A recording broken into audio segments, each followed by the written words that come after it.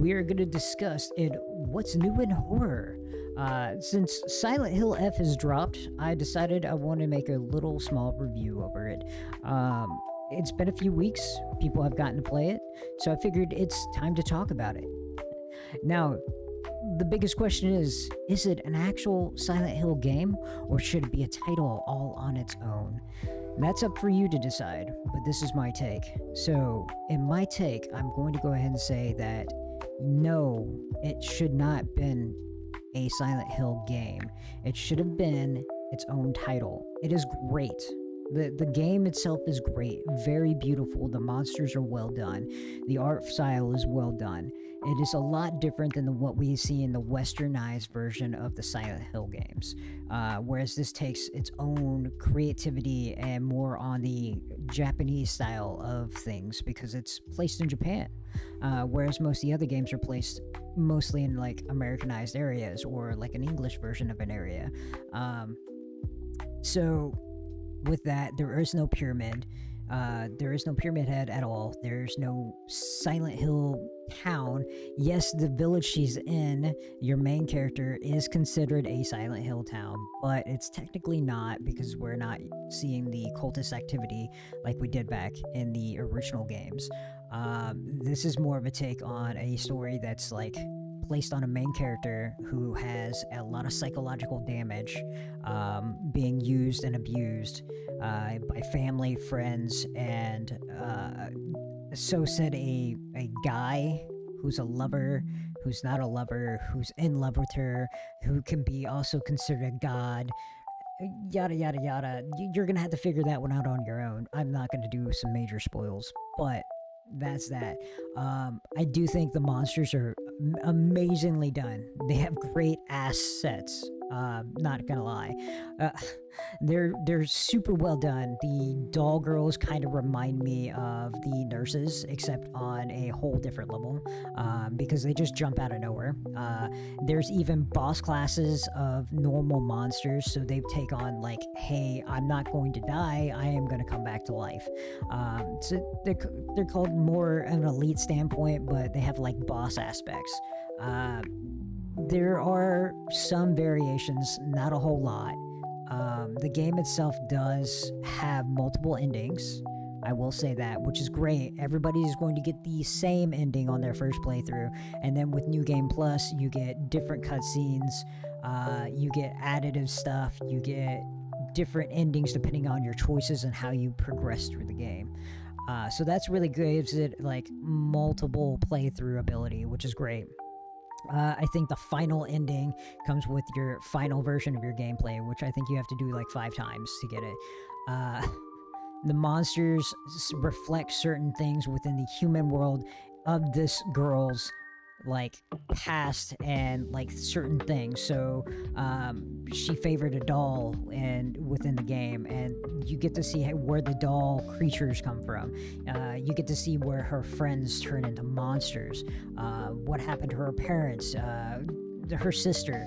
It just dives deeper and deeper within the lore. There's a lot of weird things to this game that confuse me. The first half of the game, I will say, is Silent Hill like as far as the way the combat goes, as far as like what you get in combat, and slow paced in combat, story slow paced. But then after in the second portion of the game, you end up getting just a hack and slasher. They just completely throw a bunch of monotonous creatures at you for no reason, and then they throw these weird little quests for you to do, like, oh hey, I gotta do this, now we gotta go pick up this, now we gotta come back and do this. And it just seems like they kind of gave up halfway through. To me, they could have done a little bit better. It's not bad, it's just we're not wanting Silent Hill to become Elden Ring, or we don't want Silent Hill to become Devil May Cry. You know, the combat aspect should have not changed. Do I think this game would have been better as a walking simulator? Hell yeah, because it had great story. The story was amazing. The art style and the visuals would have been great for a walking sim. Do I like what they did with the game? Absolutely. Could they've called it something different and then left the Silent Hill to be something else later? You know, yeah, I honestly believe this shouldn't have been Silent Hill. This should have been its own title, and it would have been way better. But that's just my opinion on things. If you don't like it, then you can come and argue with me. I'll gladly listen to everybody's opinion. So the cons to this is that the second half, it's just nonstop, like hack slash, and we're gonna throw a bunch of items at you, hack slash, throw a bunch of items at you. I'm not all for that in a Final Fantasy game. I'm not all that in for a horror game that's supposed to be Silent Hill. So, but I do like what they did with the puzzles, especially the Scarecrow puzzles. Those are great. And if you don't know why, go take a look. So yes, visually great. Combat, it's a little bit hit and miss. They give you different weapons depending on your different playthroughs. I do like how like the real world is different from the Silent Hill world, because Silent Hill world, they give you weapons that don't break. Real world, they give you weapons that break. That's kind of like a real aspect. Yes, the crowbar or the pipe is going to break after so many hits. That's perfectly fine. Other than that, honestly, this game, hands down, was pretty good. I would recommend anybody picking it up and playing it. It's not bad. Not bad at all. Just not a Silent Hill game.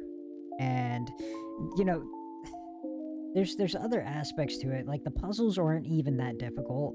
They could have been way more difficult than what they are, even with, like, the New Game Plus, New Game Plus Plus, that kind of thing. The monsters are completely off the charts when it comes to the next level step up. Like, it's like 1 to 2 hits, you're dead, which is crazy because sometimes the hitboxes on the monsters are terrible. There's a certain group of monsters that have reach, and they can literally hit you during your phase of, hey, they're stunned. And if they're in mid-swing, they're still going to hit you in that mid-swing, even though you just attacked them first.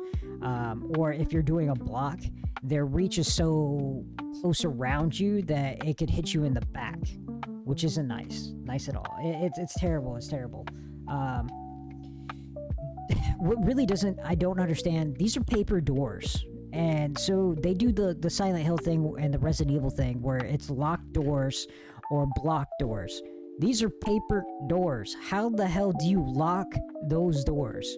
And blocking those doors, you could just push over and rip apart. That makes no sense to me whatsoever. Do not lock doors that are old school paper mache Japanese style doors. That makes no sense.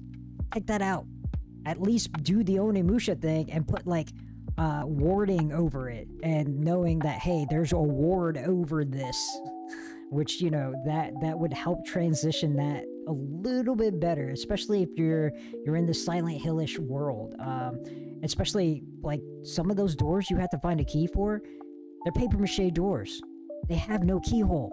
I don't understand that. So stop it. As for that, that's all I got. I mean, I really didn't... I was impressed. I was super impressed. I didn't really have many cons to the game. The bosses do seem a little bit easy because you only have to hit them a certain number of times and then they're done. And their attack patterns are easy to guess. So, that's kind of... maybe change that up a little bit. Other than that, the psychological mindfuck this game gives you upon hearing this poor girl's story is crazy. Just absolutely crazy. Yeah, that's it. That's all I got for now. You guys have a wonderful night, and don't forget to come back. And don't forget to hit that like button, hit that bell for the notifications, and I'm also on Twitch Friday, Saturday, and Sunday. Take it easy, everybody. Don't forget to bring those tokens for next time.